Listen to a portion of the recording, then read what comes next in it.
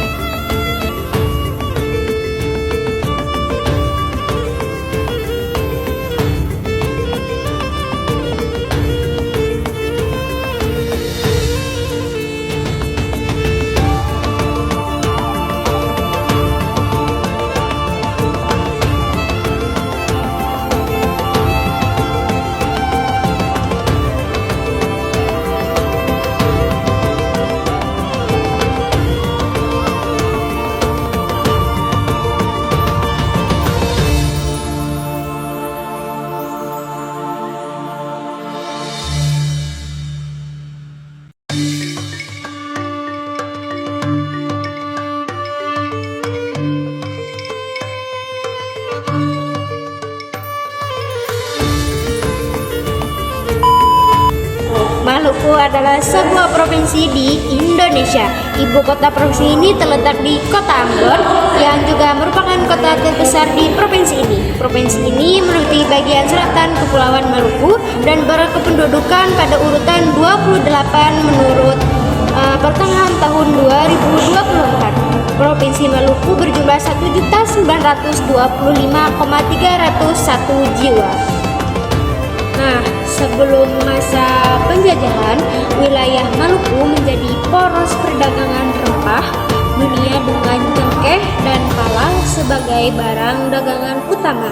Hal ini membuat Maluku dijuluki sebagai Kepulauan Rempah hingga hari ini. Iklim di daerah Maluku cenderung tropis dan musiman. Hal tersebut terjadi karena Maluku terdiri atas kepulauan dan di sekitarnya terdapat bentang lautan. Nah, provinsi ini Maluku memiliki banyak bahasa daerah. Di antaranya adalah bahasa Alone, bahasa Ambalau, bahasa Asilulu, bahasa Balkewan, bahasa Banda, bahasa Barangkai, bahasa Batulai, bahasa Bobat, bahasa Boing, bahasa Buru. Selain itu, ada juga bahasa daerah lain di Maluku seperti bahasa Damar Timur, bahasa Dawelor atau Dawelar, bahasa Dobel, bahasa Lanama, bahasa Empelawas, bahasa Perdata, bahasa Koti, bahasa Ilun, bahasa Kaham, bahasa Kayele. Hingga tahun 2021 terdapat 70 bahasa daerah yang telah teridentifikasi di Provinsi Maluku. Bahasa yang sering digunakan di Provinsi Maluku adalah bahasa Ambon dan bahasa Melayu. Nah, setelah mempelajari wawasan Nusantara dan membahas daerah Maluku, beberapa hal-hal yang baru dapat dipahami adalah yang pertama, 1. Keunikan tradisi lokal Maluku, Pela dan Gendong. Sistem persaudaraan ini menjadi model unik persatuan antar suku dan desa. Tradisi ini mengajarkan pentingnya solidaritas meskipun berasal dari latar belakang yang berbeda. 2. Hubungan sejarah Maluku dengan dunia. Maluku adalah pusat perhatian dunia sejak zaman kolonial karena rempah-rempahnya. 3. Adanya kerajaan Ternate dan Tidore menunjukkan bahwa wilayah ini sudah memiliki tatanan politik yang kuat sebelum kedatangan kolonial. Terus, potensi maritim yang luar biasa. Maluku memiliki perairan yang kaya akan biodiversitas laut, termasuk terumbu karang dan ikan, yang menjadikan aset besar bagi pembangunan ekonomi berbasis kelautan. Yang keempat, toleransi dalam keberagaman. Maluku memiliki masyarakat yang multikultural, terdiri dari beragam agama, etnis, dan adat istiadat. Maluku memiliki sejumlah keistimewaan yang membuat unik dibandingkan dengan daerah lain di Indonesia. Yang pertama adalah 1. Kekayaan alam yang luar biasa, penghasil rempah-rempah dunia. Maluku juga dikenal sebagai pusat penghasil rempah-rempah seperti pala, cengkeh, dan fuli, menjadi komoditas paling berharga di dunia. Keindahan laut dan kepulauan. Maluku memiliki ratusan pulau dengan perairan yang jernih seperti di Kepulauan Banda, Pulau Seram, dan Pantai Ora. Keanekaragaman hayati lautnya sangat tinggi, menjadi surga bagi para penyelam. Dua warisan sejarah yang mendunia. Maluku memiliki sejarah panjang sebagai pusat perdagangan sejak zaman kuno. Kedatangan bangsa Eropa seperti Portugis, Belanda, dan lainnya karena daya tarik rempah-rempahnya menjadi Maluku saksi peradaban global. Kerajaan Ternate dan Tidore adalah dua kerajaan Islam yang memainkan peran besar dalam membangun jalur perdagangan dan menyebar Islam di wilayah timur Indonesia.